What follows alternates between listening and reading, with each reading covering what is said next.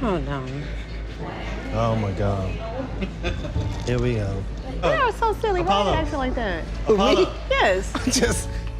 And what's going on here? You know what? I'm so disappointed in Phaedra. I really am. Because you look like we said, like you said for last week, is that she had a real opportunity to really get this whole thing confront straight. both of them together at the same time. The way she walked over there, the way she sat down, and then her hair was already pulled back. She didn't have on much or nothing, so she could have turned straight, but then she got up and just walked out. It takes two, right? So I don't like the fact that Phaedra's always, bashing Kenya. Get your husband too. That's true. Get him. Well, not even if she don't get him by Kenya. Because it takes two. That's true. But let's talk about when she was locked out of her room. She was locked out of her room, and Apollo refused to help her get a key. Get a key. Because first of all, how you go? That's that reverse psychology shit. How you go get mad because she mad at you being disrespectful? Right. Are you gonna come back? No, I'm ready to go to bed. It's so 2 you gonna have o'clock in the attitude. morning. So see, this is how this should have gone. Apollo should have told Kenya, listen, I don't feel comfortable talking to you without my wife here. Mm-hmm. Let me go get her, and then we can handle this. Now, Apollo, out of respect for your wife, you should have asked your wife to please stay. Mm-hmm. Please stay so you can hear what she has to say. Yeah, you should have got up and went after your wife. And beyond that, Apollo, own up to your lies in front of your wife. In front of your wife as well. Mm-hmm.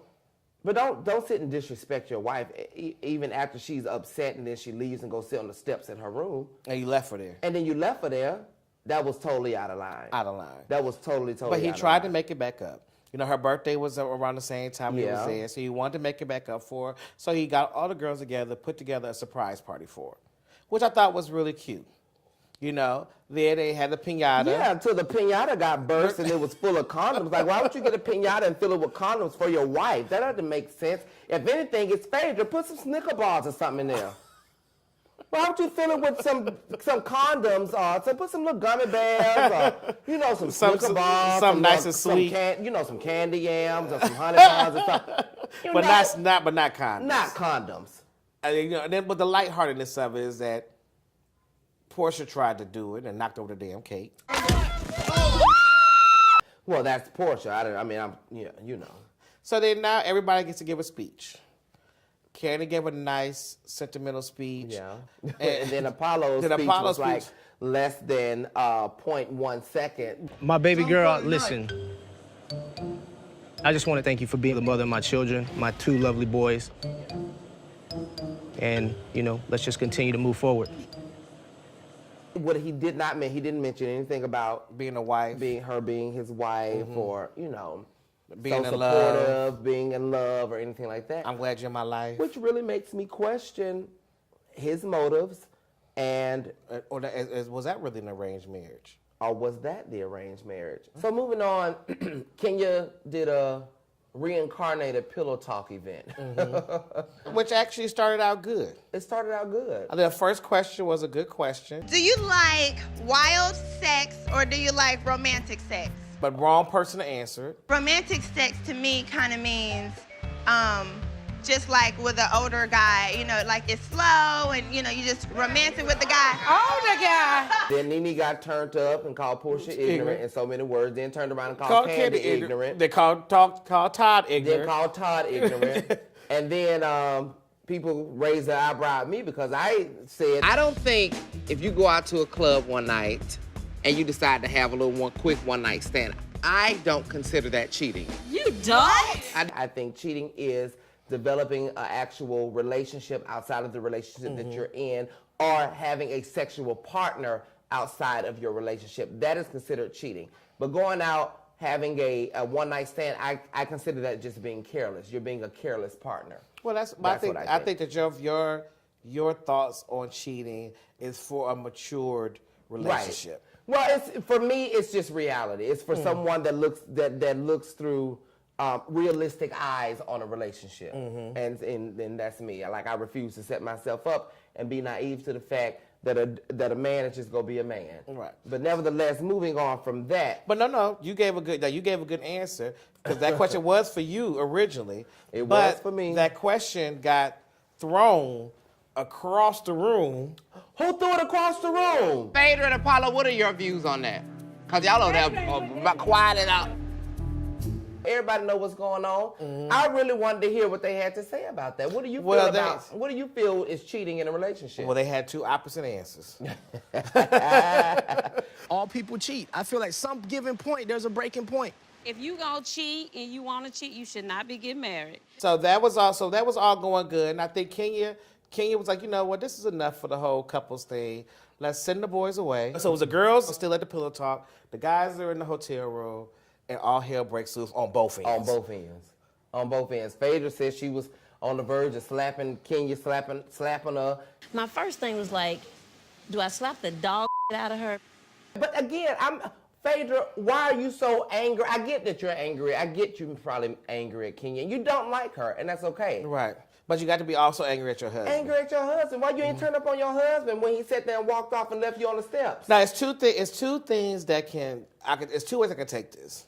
One, either she is really just trying to direct everything to Kenya, or that's what I get. Or the second thing she can be is a good wife.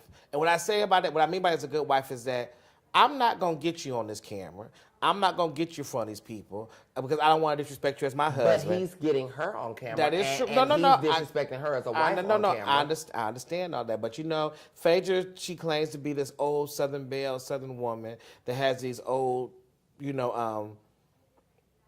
has all these old characteristics. Yeah. And, and a woman back in the day would never. She has this very traditional point of view. Right. Yeah. So, back in the day, a woman would never do anything to disrespect her husband, regardless of what her husband is doing in front of an audience. So I just don't want to think that she is just gonna bash Kenya. So I want to say that she does get him, but not just in front of folks. That could be. That could be the reason.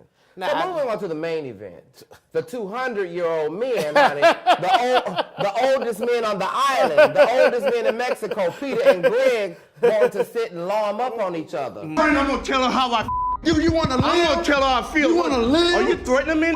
Actually, I didn't understand Greg being upset because when I look back at the episode that he referred to when he confronted Peter about, Nene actually walked up to Peter. Nene started it. Nene walked up to Peter, yeah. So, but I get Greg did what a man should have done. For his wife. For his wife. He did what a man should have done. So I applaud Greg for that. It was a whole bunch of barking. barking. But I think it could have been handled better than them acting like, 18-year-olds when clearly they're in their 80s. Right. Man, do you want to live? Do you want to live? Don't touch me. Don't hold me. Now you didn't. Osteoporosis and everything in his back. Can't even damn move.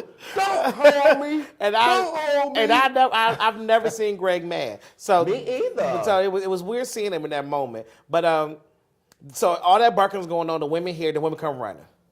Then Mama Nene coming in. Who right? What y'all arguing about? Everybody shut up. Why everybody so scared of Nene? Anyway, go ahead. So, she come in, she get it all together. She figuring out what's happening. The next thing you know, her and Peter get to argue. She all up in Peter's face. While Cynthia's standing right here. You need to stay out of women's business. You stop trying to be a damn bitch.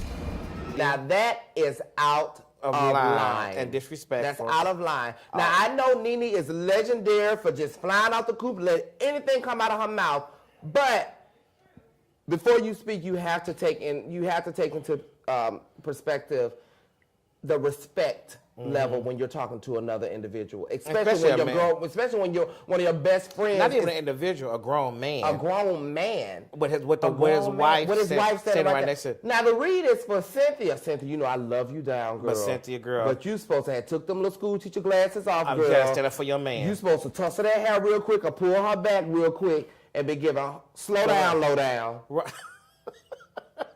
Hold on. Now what you won't do is sit up here and call my man a bitch in my face. Mm-hmm. Now you can call him every name in the book. But a bitch is not one of them. A bitch ain't one. Yeah. So Cynthia, that ain't cool. Yeah, I ain't like that. And that's how it ended. So we gotta wait. That's how it ended. We gotta wait till next. I can't wait till next week. I can't wait till next week. So catch us back. So that's the tea for this week. Ciao.